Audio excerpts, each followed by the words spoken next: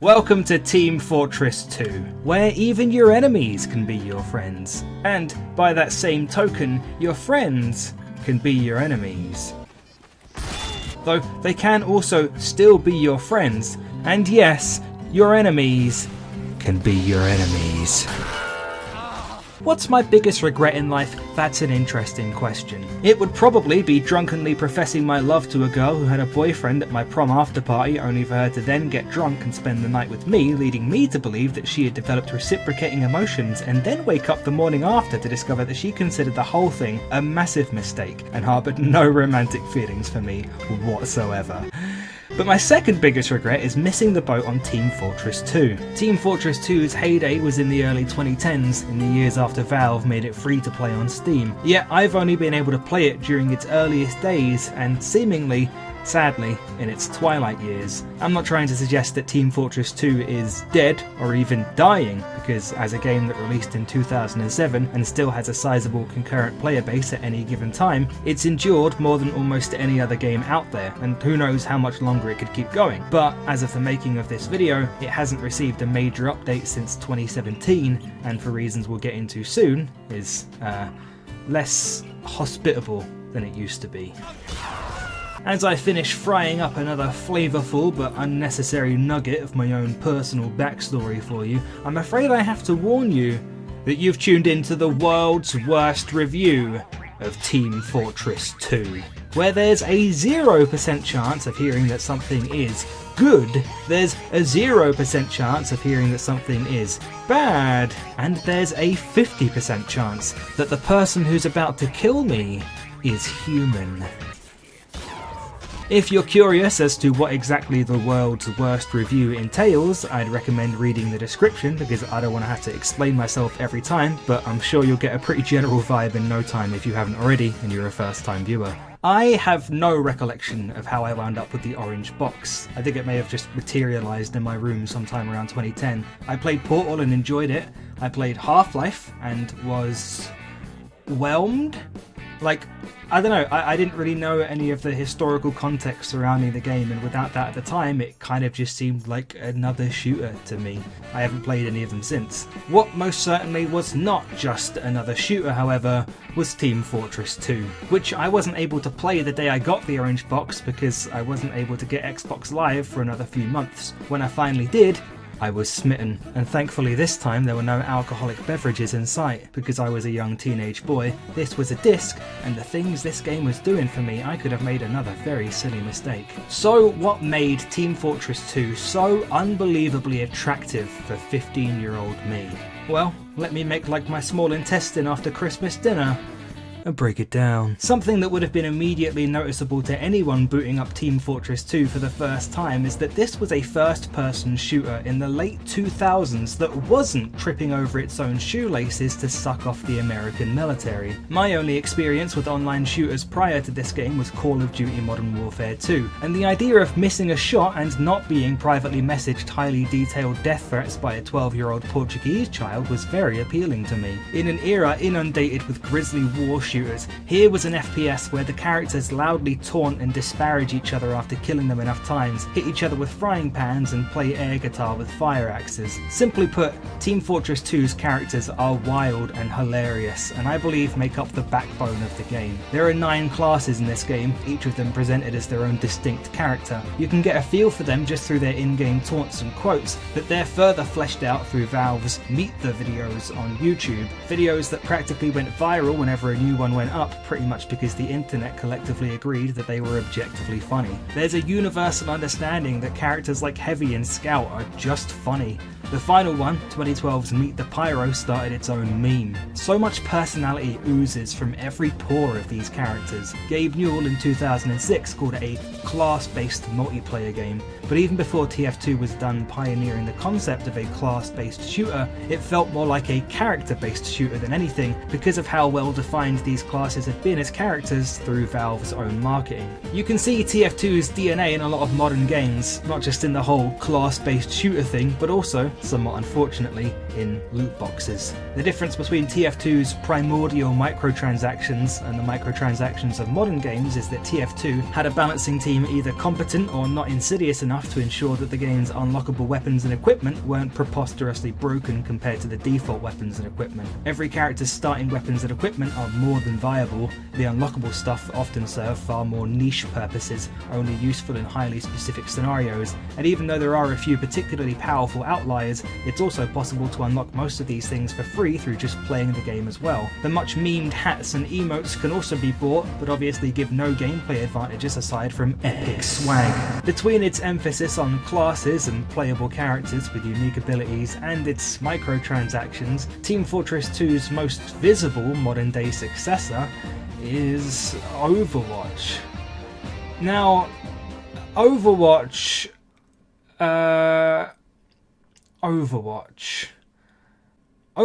well, Overwatch, on top of being the product of a company run by a greedy, airbrushed, money-grubbing Rice Krispies elf, Overwatch partakes in, and is maybe an even stronger proponent than any other video game in the world right now, of a very tired video game trope that in my mind has become far too commonplace in the last 10 years. Multiplayer games recently don't have any ideas for what to do with their rosters other than label them all as legends, champions, or heroes. And to that I say, fuck off, Overwatch.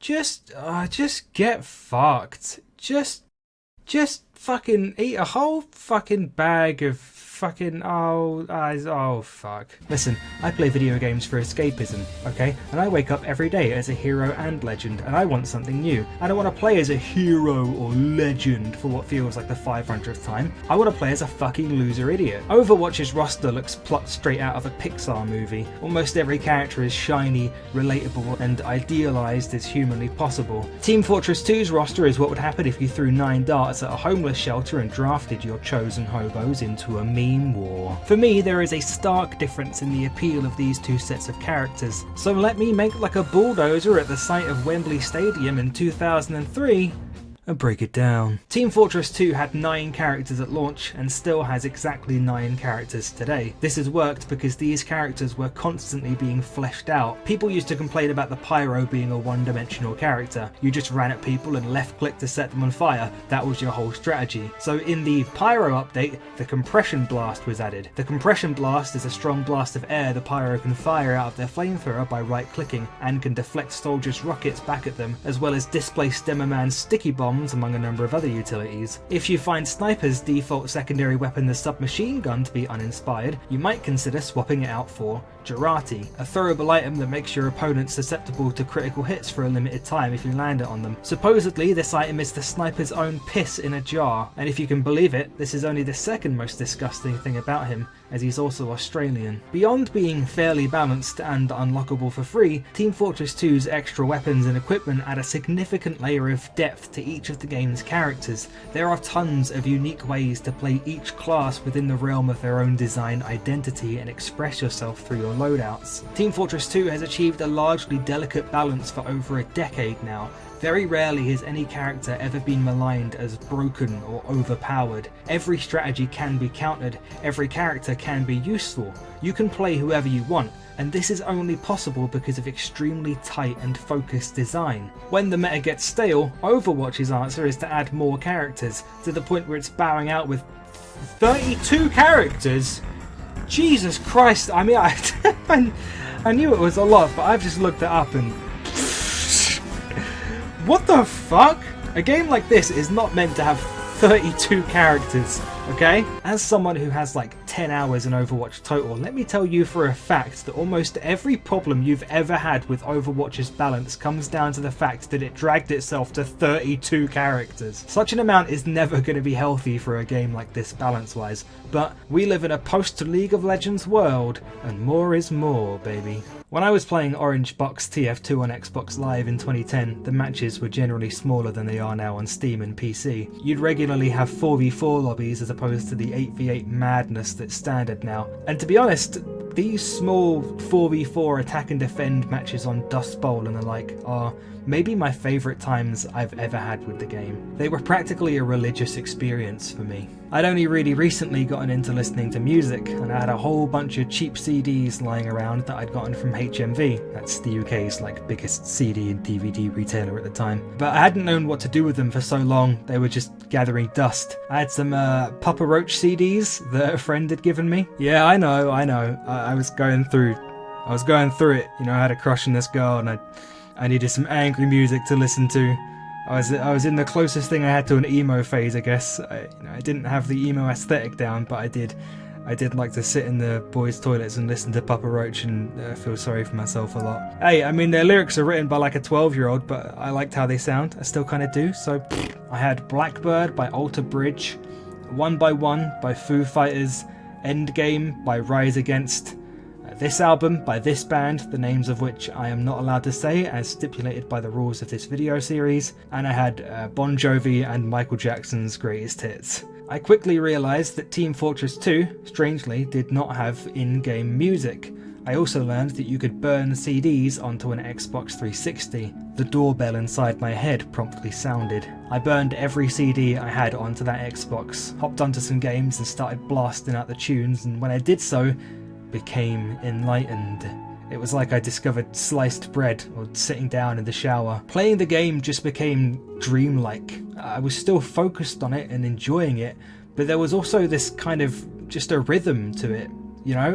And I found that I was never getting frustrated with getting killed, because while I was waiting to respawn, I could just enjoy the music. I don't know, there was something special about playing Team Fortress 2 like that for me. It's a time I'm very nostalgic for. In a 4v4 game, you have a much more tangible concept of the effect you're having on the game. It felt like there were more real stakes because you couldn't rely as much on your teammates to pick up the slack or for something crazy to completely turn the tide of the match. I think about all the times I hopped across the map to hard rock without a care in the world, bobbing my head up and down during a firefight. Whenever Billie Jean came on, as you can imagine, it did in fact become gamer time. As I'm flooded with all these memories, it seems an appropriate time to present to you the word of the day. A word you can use in place of flooded to flex your intellect, and a word I've already used in this video: inundated. An inundation is basically just an influx or an overwhelming amount of things, anything physical or metaphorical. Overwatch has been inundated with characters, I've been inundated with precious memories, and Team Fortress 2 has been inundated with... well, let's talk about it.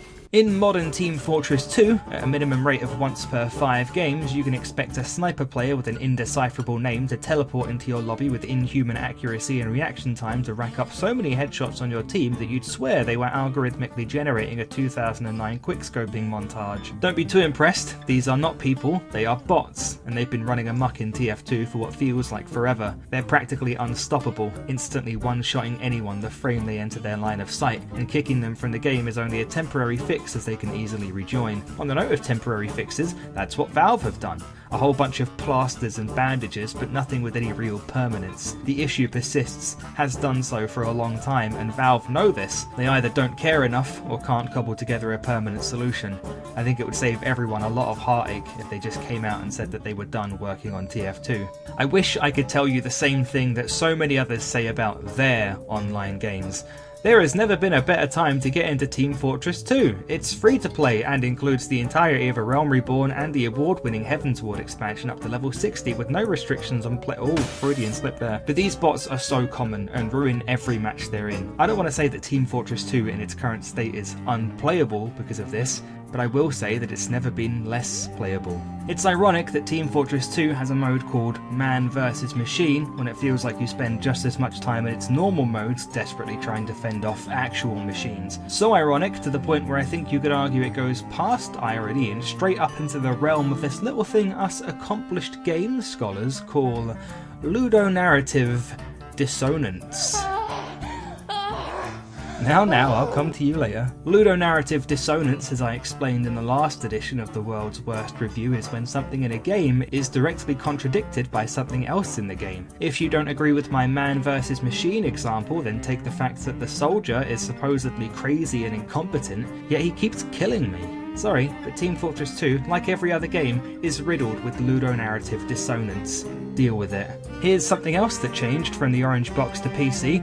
Content. But if the number of characters has been the same throughout the game's whole lifespan, then how so, you may ask? Well, let me make like the D-Generation X band in 1997 and break it down. The orange box version on consoles was basically a reduced version of TF2. Less players, less modes, no unlockable weapons and items to speak of. Once it blew up on Steam, Valve had a swath of player statistics available to them, as well as the Steam Workshop. Through this came brand new modes and community created maps, some of which became popular enough that Valve were willing to officially include them in the game, and then of course came all the funky unlockables and purchasables. On one hand, you could see this as a necessary expansion to the game that would invite more players. On the other hand, Team Fortress 2 was already pretty hard to get into. It doesn't tutorialize itself particularly effectively, leaving players to figure out a number of the game's classes and understated mechanics through a trial by fire, sometimes a literal one. I was raving about Team Fortress 2 to a friend a couple years back before the bot infestation had kicked off. I told him I thought the game had one big thing holding it down, and he, having probably collectively played it for about an hour and a half across his whole life, was like, is it the fact that it doesn't really teach new players anything about the game? And I was like, yeah, actually, it's exactly that. How the fuck did you know that? And he was all like, I'm psychic. And he started lifting shit with his mind, and we had a fight to the death over an active volcano, but that's a story for a different video. If my friend who hardly played the game knew that this was the case before I soundly destroyed him in single combat, how much of an issue had this been for players who were really interested in the game, but found themselves frustrated by all the mechanics and nuances the game never tells you about? My friend played Overwatch, okay? If Team Fortress 2 had just explained itself to him, he never would have made such a foolish decision. So while Team Fortress 2 has adopted an elegant quality over quantity approach towards its characters, it's gone really big with the rest of its content. Every time I've come back to TF2 after some time away in the past 6 or 7 years, I found myself stumbling upon a whole slew of maps that I'd never seen before. Oh, now I'm on Pier. Now I'm on Kong King. Now I'm on Viaduct. Now I'm on Mercenary. Now I'm on Brazil. Now I'm on Breeze Harbour. Now I'm in Rocket League. I don't even own Rocket League. How is this even possible? Oh, sick, I scored. Knowing the layout of the map is key in TF2. It helps you understand vital choke points for setting up and defending and alternative routes to key locations. This influx of maps in combination with the fact that it's strangely hard to set up a private lobby with a friend to practice playing in them means that most people learn TF2's maps by being dumped unexpectedly into one they've never seen before after queuing up for a match and basically being useless on them for the first few games. The alternative is to hop around on it alone, which no one wants to do. And what's stranger is that TF2 is so unaccommodating to newcomers in this sense, yet it's more accommodating to people with no experience or acumen for first-person shooters whatsoever than any other game of its kind. Through classes like the Engineer, the Medic, and the Spy, Valve finally delivered to us the multiplayer shooter for people who can't aim for shit. I too was one of these people, but rather than force me to improve at this one skill or never enjoy competency for as long as I play the game, TF2 had me adapt. Through inspired design alone, it moulded me into a jack of all trades, and now, well, I don't mean to show off, but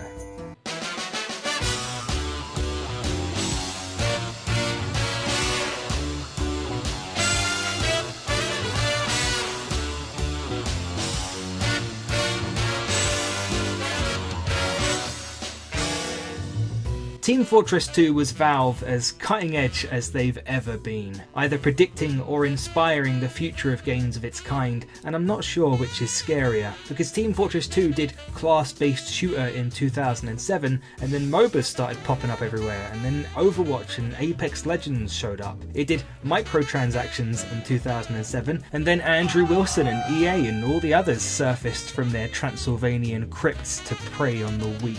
And now it's overrun by unstoppable, unfeeling killing machines. And you know what this means, right? Yes, it means the robot uprising is coming. And when it does, will you be there?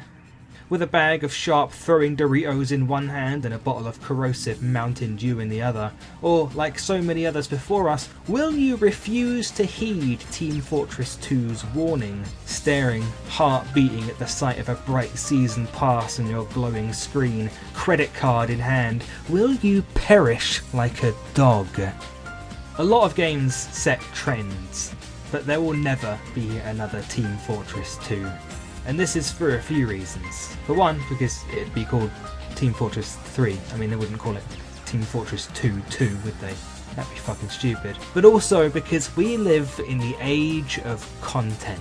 I struggle to imagine any company releasing a big multiplayer online game today and keeping it at 9 characters the whole time so as to preserve the sanctity of its design and balance. Gotta keep people playing the game, and it's not like we've put enough care into the core design to keep people invested over a long time period. Oh no, we've gotta keep shoving shit in there. It's when I think about how a Team Fortress 2 will never happen again that I feel the sting of missing out on the game in 2012 and 2013 come back more painful than ever. There's a lot of reasons that Team Fortress 2 will never happen again, but perhaps chief among them is that no one is funny enough to make it. This may have been the world's worst review of Team Fortress 2. It may have been a gloomy look into a dystopian future ruled by Australian robot overlords. Whatever the case, I just hope the lesson games of Team Fortress 2's kind actually start learning from it is to start caring about fun again.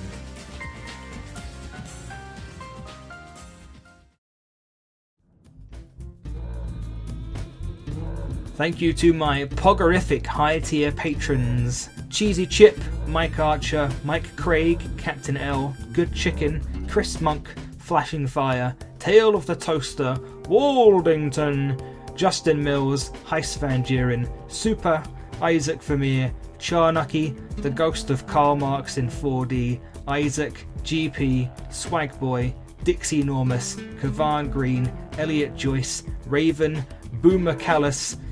I've realised it's Lucas Fox. Sorry about that. Lucas Fox. Boomer Callis. Thank you. Salad Dinner, The Great Fantus, Fuad Lahoud, Binbag Fan 69, Charocho, Upscale Furry Trash, and Mugbugs. Thank you guys. I'm actually moving out pretty soon after this video goes up, and it's quite scary financially. I can't tell you how much a consistent amount of money like what your patronage offers means. It might be the only thing between me and going bald with stress. So shouts to you all, and to my pretty pink cohorts over at Patchwork. If you want to sign up to the Patreon and help me pretend to be a functioning adult, I might just say your name in a silly voice at the end of some of my videos. I've decided, by the way, that I want to start teasing the next World's Worst review at the end of every one, and I reckon we'll start that now with this image. What an interesting image. How about that? See you next time.